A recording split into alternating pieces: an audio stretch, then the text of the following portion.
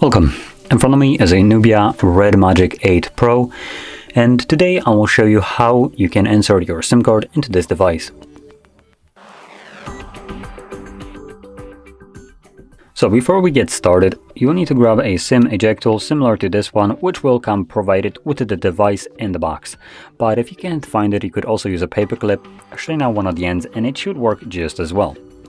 Now once you have either one of those, you will then want to pop out the tray, which is located, let's just actually find it quickly. So it's located at the bottom, as you can see right over here. Using the tool, you want to just push it in, and the tray will pop out.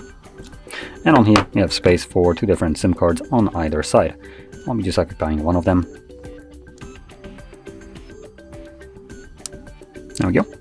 And then insert it back into the device. The card should start working right away.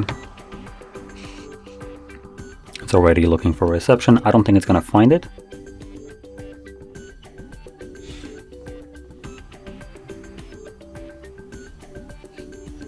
So yeah, I don't think it's going to find reception just because the card is deactivated, but typically it should start working.